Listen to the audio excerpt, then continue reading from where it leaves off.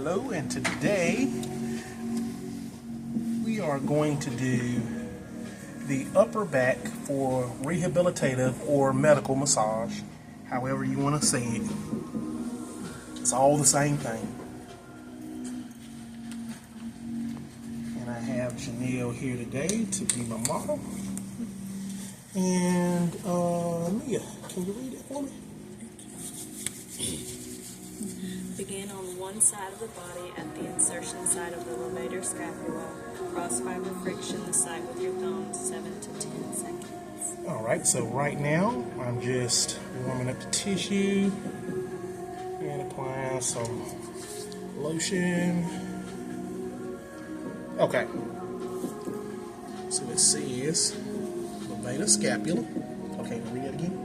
Begin on one side of the body at the insertion side of the levator scapula. Cross fiber friction the site with your thumb 7 to 10 seconds. Okay, so we're right here at the superior angle of the levator scapula, and I'm doing cross fiber friction at that point.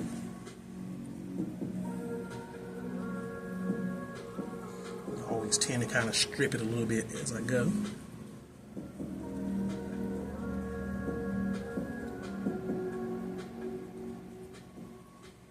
Okay.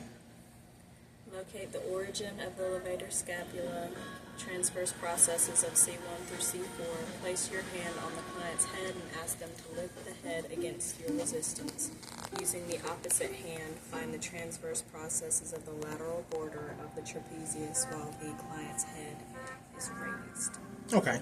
Now, this is a way to find a levator scapula. If you don't know where it's at, I already know it's about right in here. And it attaches to here. But what they're saying when they say to help find it, Janelle, raise your head against my hand. Okay, now did you see it jump right there? Okay, relax. Okay, again. Now see it? So that's where the origin site is, and it attaches here. So you're going to do a little cross fiber friction there. Strip from there to here.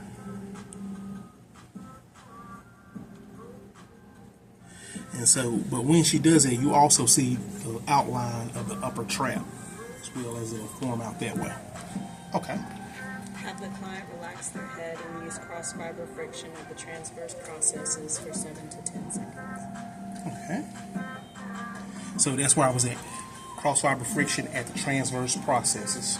And I did cross fiber friction here at the superior angle of the scapula. Alright. Using your thumb to strip the belly of the levator scapula 3 to 5 times from origin to insertion. Repeat steps 1 through 4, 3 to 5 times on the same side. Okay. And I've already done it about 3 to 5 times. I just used to going with the flow. Okay. So on one side of the lamina groove, use your thumbs to strip from T1 down to T12 3 to 5 times. Okay. So T1 starts about right in here, because that's usually C7 right there. Down to T12. Okay.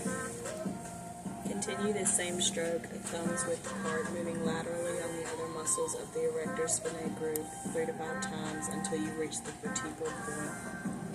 vertebral border of the scapula. And this is the vertebral border of the scapula, right along here. So I start here, and then I work my way out with each stroke. Because, you know, the erectors are in like 3 different groups. Okay. Oh, sorry. Step to the side of the table, abduct the client's arm, start at the lumbar region and perform an effleurage stroke up the back and outward towards the shoulder. Finishing out the stroke as if you were rolling out dough until you reach the point of the upper arm that is no longer supported by the table. Repeat 3 to 5 times. And then they say come all the way out, like you're rolling the dough. And now you can see where all of those joint manipulation movements come into play. Because what I always say, roll the dough and then snow shovel and all this old other stuff, all of it comes into play right in this area.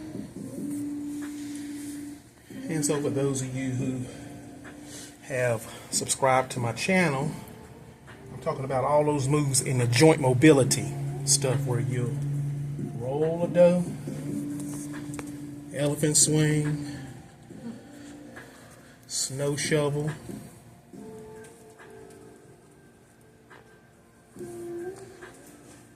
driving the car,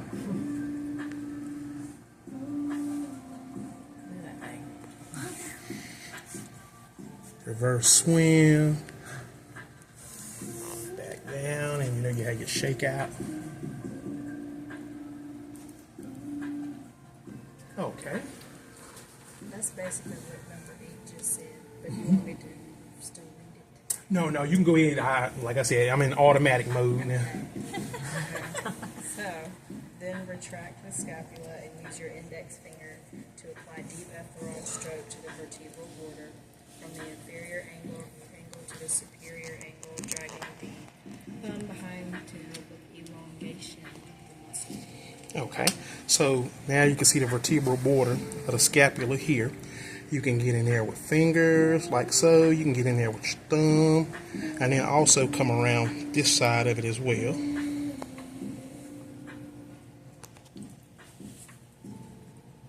Okay, what's next? While you have the scapula up, this will be a good time to increase the range of motion for the scapula by driving the claw.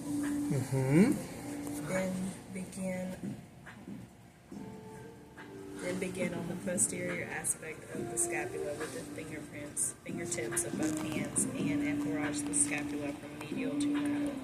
Okay, so I will usually spread those muscles of the scapula like so. I'll even do a rainbow in there.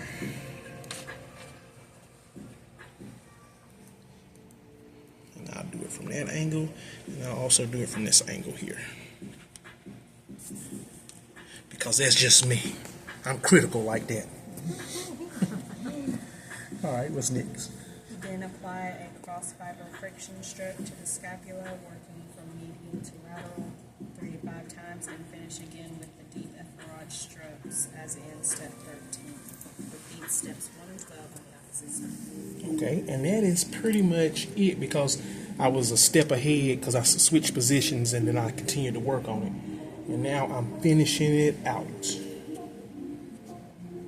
Now, if I was going to continue on to do lumbar work, from here, I would strip and then I would go into my lumbar work as well. So that's where the lumbar ties into the upper. Before I go over to the other side, that way I won't have to boom, boom, boom, boom. Yeah. So, but that's it for the upper back routine. See you later.